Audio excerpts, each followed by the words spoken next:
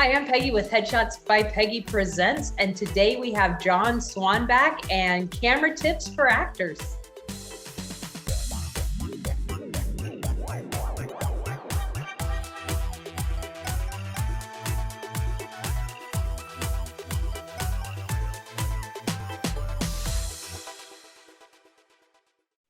John, it's that time again where we get to hang out and talk about super cool stuff. So what are we going to talk about today? I don't know. What do you want to talk about? Well, I can share. I'll share some camera tips that I've been posting for the past month or since we saw each other last.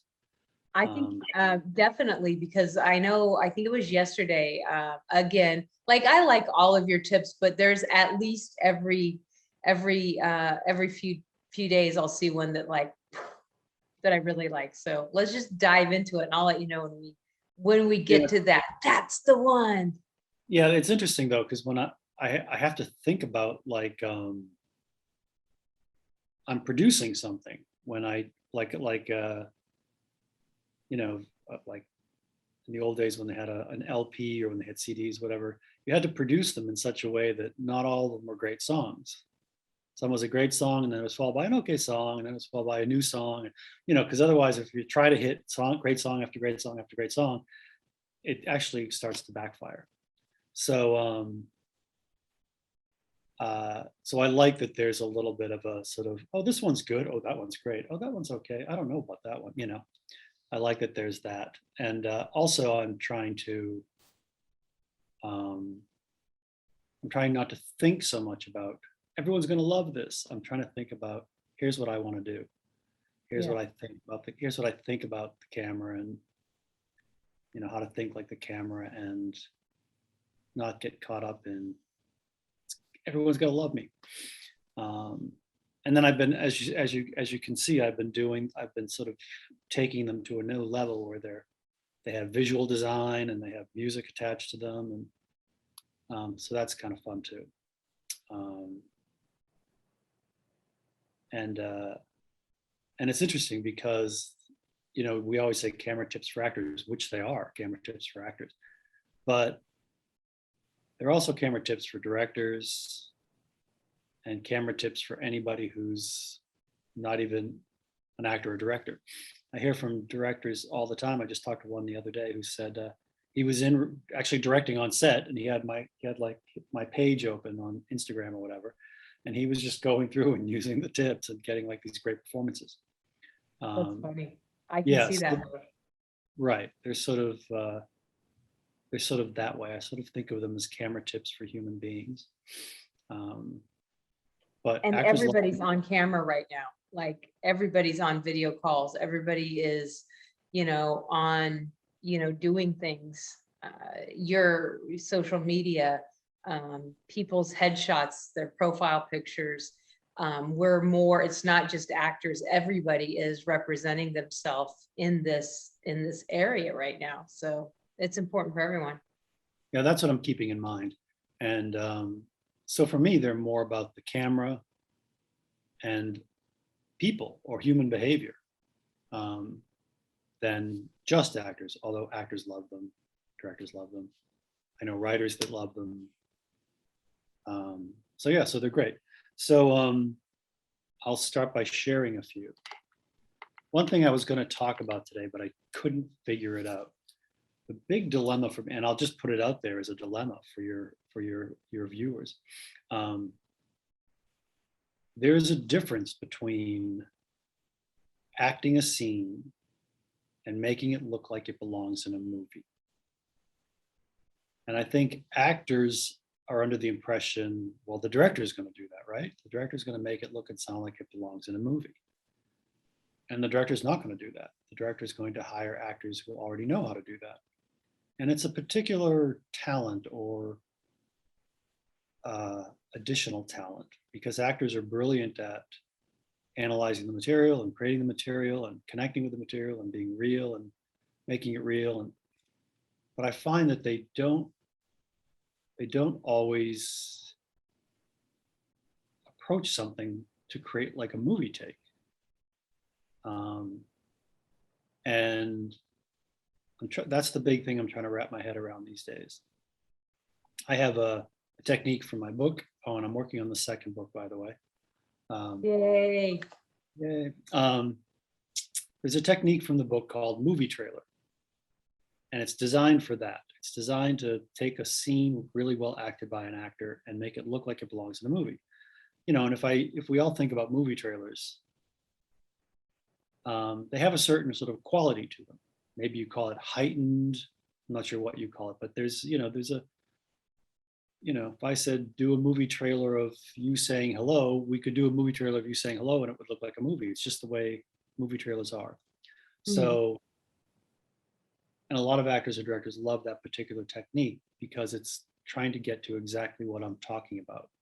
Because I think actors are sometimes, maybe more than sometimes, doing themselves a disservice because they're doing a brilliant job of acting, brilliant job of connecting, brilliant job of making it real, and yet it doesn't look like it belongs in a movie.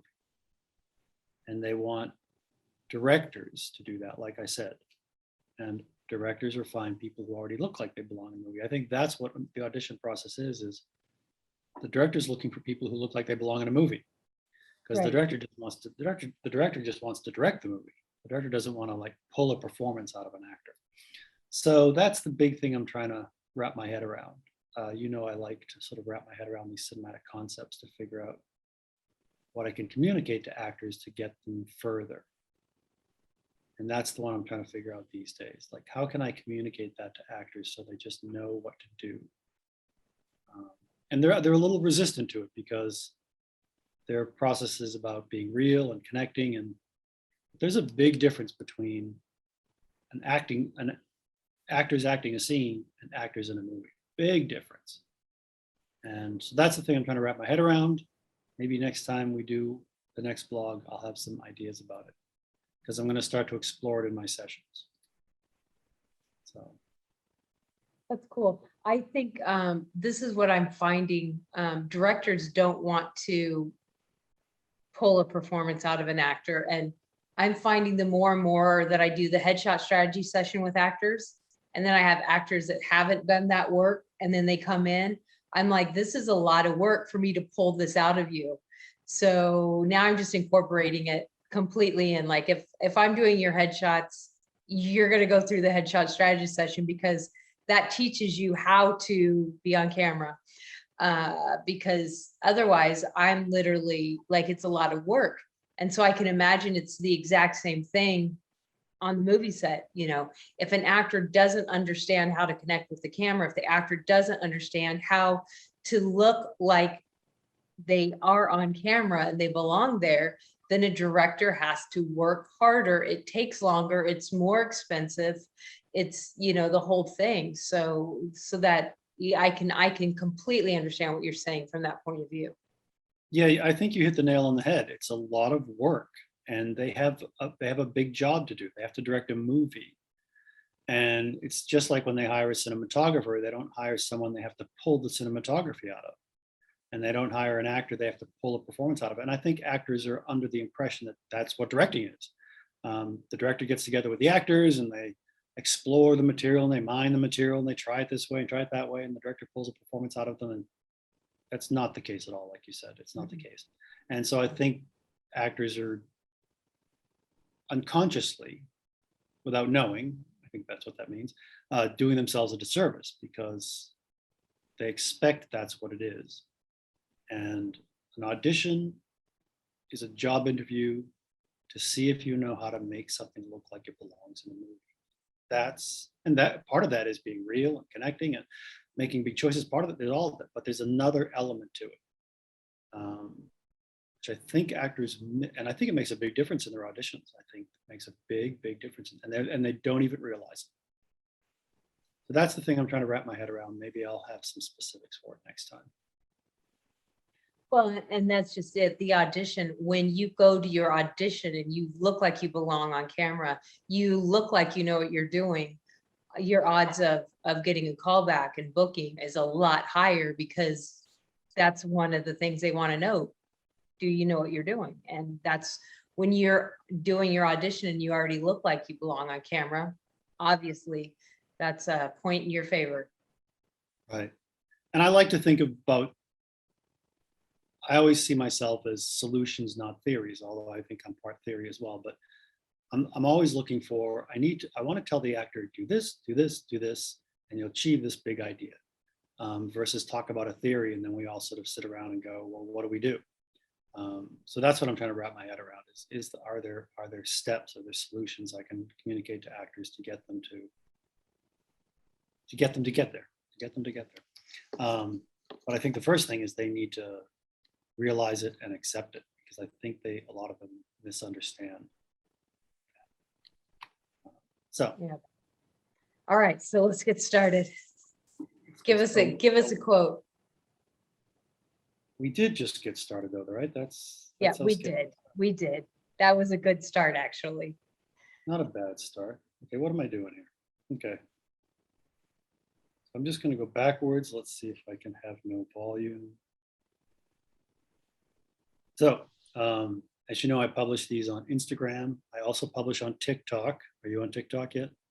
I am on TikTok and I haven't, I need to go. I used to do daily tips, had headshots, and it got overwhelming for me. Yeah, So a lot of it. Yeah. I wasn't competing with the cute 15-year-old. So I was like, you know what? I'm just gonna like watch in the background once in a while. My kids send me TikToks. I watch those and that's kind of my limit, but I'll make a point to follow you. I knew you were on TikTok and I forgot. So I'll make a point to follow you and start watching your TikToks. I think I have 6 followers on TikTok. Because I'll be number 7. I'll be number 7. Because I'm not a 15-year-old. You're right. Because you don't dance. You gotta dance. You gotta dance. That's the. But I do much better on Instagram and on Facebook. Much better. Okay, so the first one reads like this. What the camera loves most about you is your imperfections. That was the one. Because I'm always telling my clients, don't hide your flaws. Your flaws are what makes you interesting. It's what makes you marketable. It's what makes you stand out. Like, yeah, your one eye is bigger than the other eye. That's cool. Or, you have a lazy eye or you have a scar or whatever it is. And people want to hide that. And it's like, that's what's going to book you. Like, that's what's going to get people's attention. It makes me crazy. Yes, and I think especially these days, people are filmmakers, casting directors, they love exactly what you're talking about. They love that uniqueness. They love that maybe there was a time, a million years ago when everything had to be beautiful. Not now. And it's not that way at all now. They want things to be not beautiful or flawed beauty or whatever. But I also mean it. I meant it mostly, although that's what a lot of people take from it, and that's part of it. But I mean it mostly in terms of the flaws they possess as a human being. Just like the camera likes the flaws in your eyes or your look or whatever, it loves the flaws in who you are, your human being, or for actors and directors, your character. So when actors are putting together a character, I think they're taught to take care of their character and like their character, and some of them even ennoble their character, which is great. But what the camera loves more than anything else is human behavior. That's kind of what it was designed to capture, was human behavior.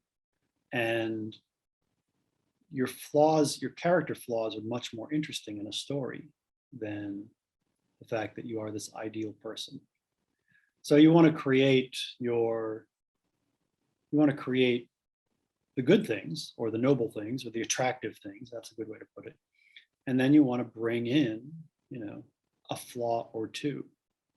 So my character is smart, cool, and charming, but he's also petty or whatever.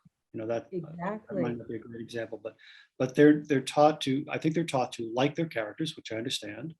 So they don't think about this idea of capturing the character flaws, but it's the thing, just like physically, like you're saying, it's the thing that will make their performances stand out on camera. They'll have a very Because attractive. every person, like, as amazing as I am, I've got those things, I'm sure you do as well. Those little, traits that drive other people crazy. But that also make us interesting. I mean, Exactly. imagine a world of perfect people. We'd all be bored. Exactly. And imagine a film with all perfect characters. All the villains are all bad and all the others are all good. Well, you know what? Villains have really good qualities in them, and the good people have the bad qualities in them. And that's what keeps you, your emotions going up and down and keeps you intrigued. I think that's very valid.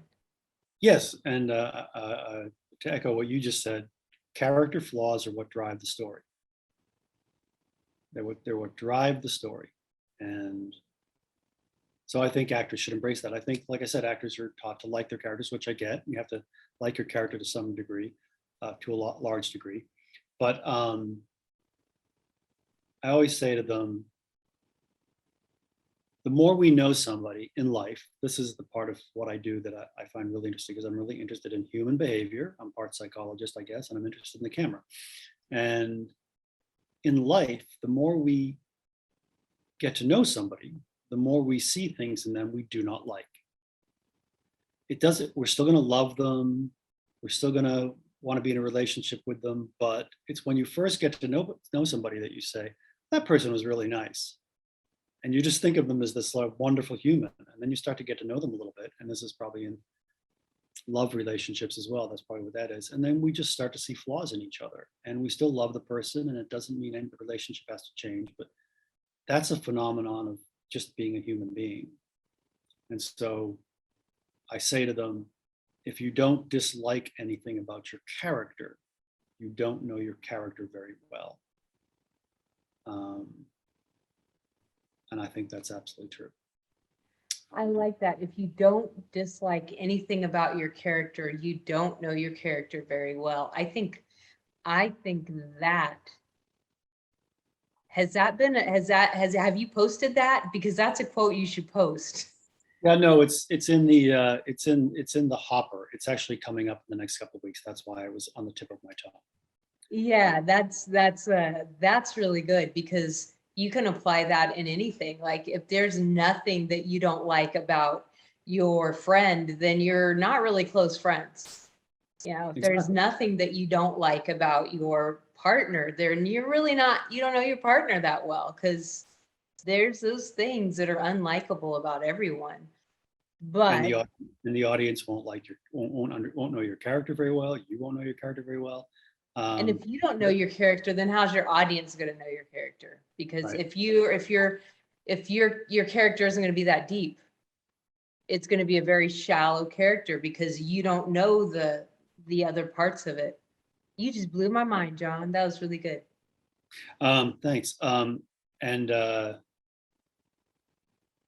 Yeah, it's also how the audience identifies with your character, because Exactly. we all know that we're flawed. So when we watch a character that is flawed, we think that's a human being like me. And if we see somebody who's perfect, we see somebody who's perfect, we can't identify with them. Not at all. So yeah, that was amazing. That was worth it, huh?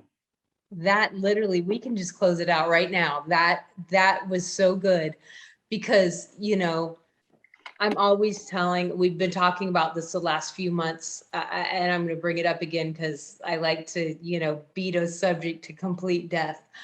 The more specific you are in your headshots, the more broad they will become. The more specific, the more deep you know your character, the more broad you become, the more people can relate to it, because maybe I can relate to it, but when you really dig deep and all of those things, then other people can relate, other parts of that. The deeper, the more specific. I like that a lot.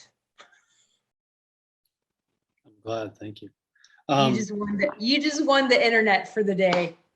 I won the internet. You won the internet for today. Let's give John a prize. We should put a trophy up or something. No, you know what? Just being able to share these moments with your viewers, that's the prize. That was really good. But that, I think, that literally to me was worth its weight in gold. I don't know. That was deep for me. I'm gonna steal that and put that in my teachings as well. I really liked that. So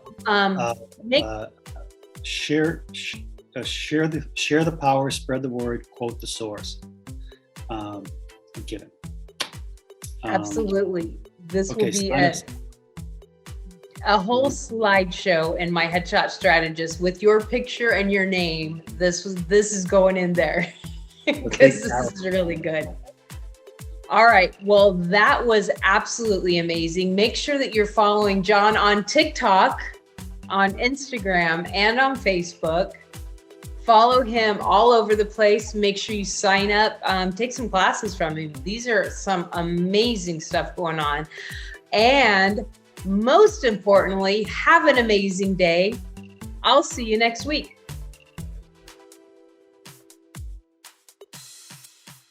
Text or call today so that we can get you effective headshots that you can use as part of your marketing strategy. Headshots by Peggy, how can I help you?